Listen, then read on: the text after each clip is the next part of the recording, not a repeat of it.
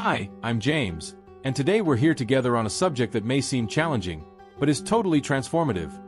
How to get out of debt with God's help. You may be asking yourself, how can I, with so many overdue bills and financial worries, find a solution? The truth is that often, when we're deep in debt, we lose hope and a clear vision of what's possible. But I want you to stay with me, because I want to share a journey that could change your life. Over the years, I've been through some tough times and found a light in the darkness through my faith. In this video, I'm not only going to offer practical solutions, but also spiritual insights that can help you rebuild your financial life in a way you never thought possible. Get ready for a conversation that goes beyond numbers and accounts. We're going to talk about how spirituality can be a powerful ally on your journey to financial freedom. Have you ever stopped to think that the answers we seek are often closer than we think? I'm here to show you that, with God's partnership, we can overcome even the greatest challenges. What you're going to learn today isn't just about financial tips. It's about internal transformations that lead to external actions. Let's explore together how prayer, gratitude, and generosity can be the keys that open the door to a prosperous life, even in the midst of difficulties. You are not alone in this. We are together on this journey of faith and hope. Stay tuned, because throughout this video, I'll be sharing personal experiences that have helped me and that I'm sure can help you too. Get ready to be inspired and maybe find yourself in some of my stories. Don't give up. We have a way to go together. When we talk about debt, we are often faced with a heavy burden, a weight that seems impossible to carry. But the first thing I want you to know is that, with faith, these burdens become lighter. I remember a time when I was completely sunk in debt. The demands were incessant and the pressure seemed overwhelming. It was at this critical moment that I decided to turn more deeply to my spirituality. Prayer became a refuge for me. It wasn't just a way of seeking help, but a way of transforming my heart and mind in relation to money and abundance. I began to pray not just for help to get out of the situation, but to give thanks for everything I had already received. This change of perspective was essential. Instead of focusing only on the debts, I began to focus on the blessings I still had. Have you ever thought about how many good things there are in your life, even if you're facing financial difficulties? It's easy to lose sight of that when we're surrounded by bills and collections. But when we start to cultivate gratitude, we realize that our reality is much richer than we imagine. This practice of giving thanks on a daily basis was a game changer for me, and I'm sure it can be for you too. Now, I'm not going to tell you that faith will magically solve all your problems. It won't, but it can give you the strength to act, to make wiser decisions, and not to give up on the journey. It's important that you align your mind and spirit, and this can be done through regular spiritual practices such as meditation and meditation cultivation. Here's a tip. Start writing a gratitude journal. Write down 3 things you're grateful for every day. Not only will this change your mindset, but it will also help attract new blessings into your life. Let's together transform the way we deal with money, with God's help on our side. Now, let's dive into a fundamental concept that is often misunderstood: the generation of abundance. When we're mired in debt, it's easy to fall into the mindset of scarcity, believing that we'll never have enough. However, this is when we need to wake up to the divine truth that God wants us to be abundant. This is not just about money, but about prosperity in all areas of life. One of the most revealing experiences I had was when I began to change my mindset. Instead of thinking that money was something I should fear or avoid, I began to see it as a tool that could be used for good. This change in perception was a real game changer. When we start to see money in a new light, opportunities start to appear and abundance begins to flow. Do you remember the story of David and Goliath? David didn't let the size of the giant intimidate him. He held on to his faith and his courage. In the same way, we need to stand up against the giants of our finances. The belief that we are capable of overcoming difficulties is fundamental. When we trust in God and in our abilities, we can see new paths and solutions that seemed impossible before. I want to share a practice that has helped me a lot: the act of giving.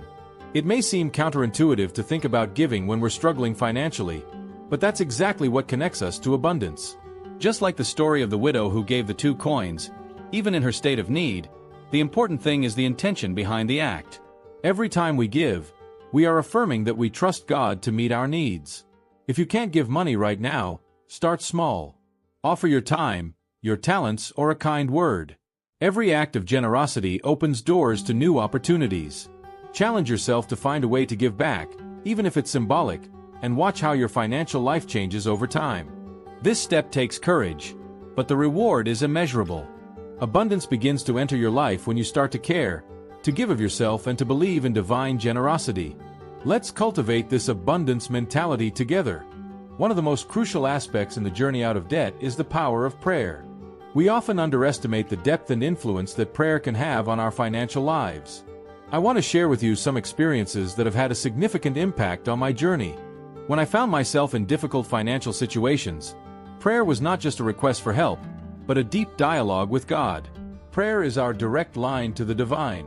It's the space where we can express our concerns, but also where we find peace and clarity. When I began to pray more intentionally, not just asking for a package of solutions, but asking for wisdom to make better financial decisions, I realized that the answer always came in unexpected ways. Sometimes the answer was in the peace of mind I felt when deciding not to make an impulsive purchase. Other times, it came in the wisdom of seeking advice from people who had gone through similar difficulties.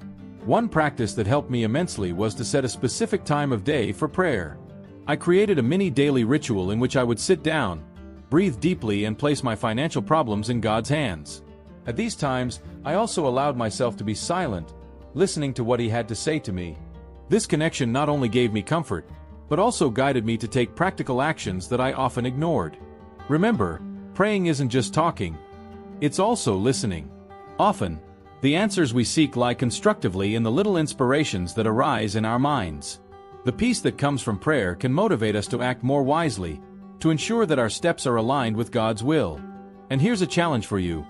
Over the next few weeks, commit to praying every day about your finances.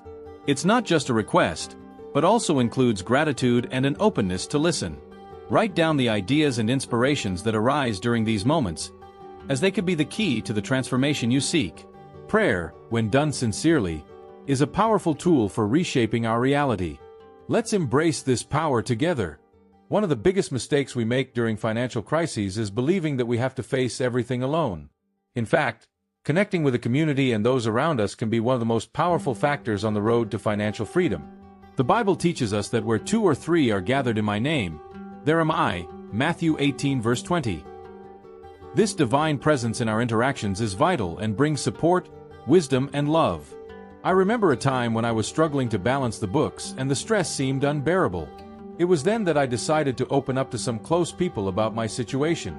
To my surprise, I not only received emotional support, but also practical advice and even resources I had never considered. Sometimes help comes in unexpected ways, and solutions can be just a sincere sharing away. Your community, be it family, friends, or religious groups, can be a powerful source of encouragement.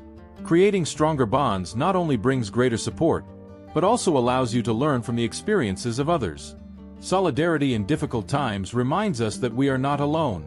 When we share our difficulties, we not only build a safe space for vulnerability, but we also open doors for others to share their struggles and victories.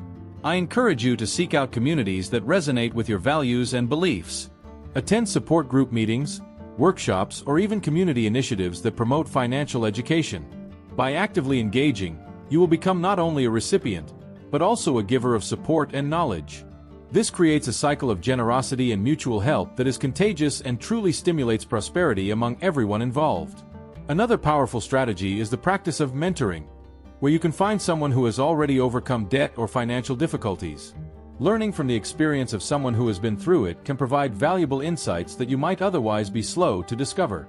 Remember, together we are stronger, and community is an extension of God's love and grace in our lives.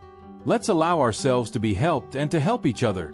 When talking about how to get out of debt, we can't neglect a powerful ally in our journey: financial education. For a long time, I believed that knowing how to manage money was something that only some people could do. But the truth is that financial education is for all of us, and acquiring knowledge about the world of finance can be transformative. Experience has taught me that many of us were brought up without a proper financial education. We learn how to handle money only through practical experience, and that often means making mistakes that can have lasting consequences. What I want to encourage you to do is invest the time and effort to educate yourself on how to handle your money, not as a burden, but as a tool. Start with the basics. Make a budget. There's no getting away from it. Understanding where your money is going is fundamental. The practice of recording your income and expenditure will not only give you a clear picture of your financial situation, but will also help you identify areas where you can make savings. I'll share a valuable tip. Use financial management apps that help simplify this process in a visual and practical way. Also, research available resources. There are books, online courses and videos that offer a wealth of information on personal finance. I myself have been impacted by some key reads that have changed my perspective on money and investing. Authors such as Dave Ramsey and Robert Kiyosaki have insights that can be transformative, bringing understanding about budgeting, debt, and, most importantly, wealth mentality. But calm down. It's not just about accumulating material wealth. It's about essential wisdom for a balanced and prosperous life. Remember that God wants you to manage what has been entrusted to you responsibly. Being a good steward of your resources is a spiritual practice. Financial education is not a one-day task. It is a continuous process of learning and growth. So commit to being proactive in your financial education and see how it can transform your life. With knowledge and practice, you can not only pay off your debts, but also build a solid foundation for a prosperous future that reflects divine abundance.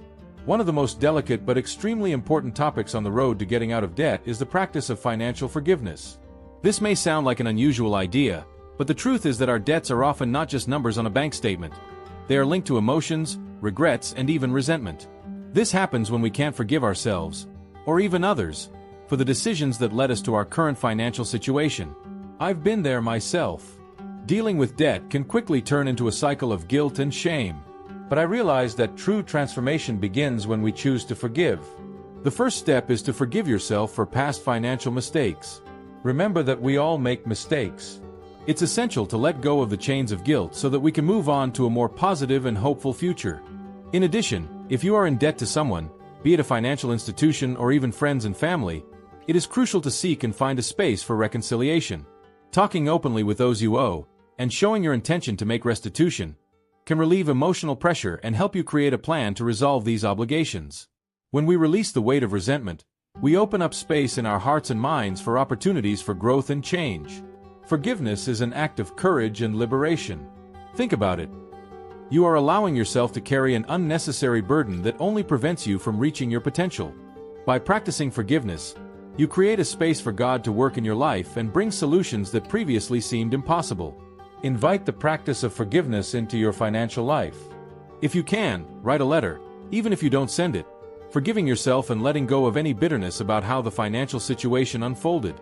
Feel this weight lift off your shoulders and open your heart to receive the new opportunities that come with this forgiveness. Let's release this weight together and allow the energy of forgiveness to rejuvenate our relationship with money and with ourselves.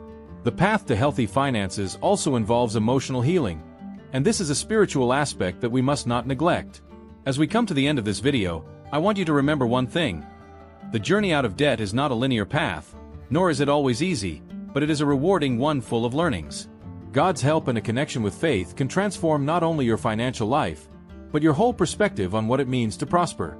Together we review the power of faith, the importance of gratitude, the strength of community, the influence of financial education, and, finally, the practice of forgiveness.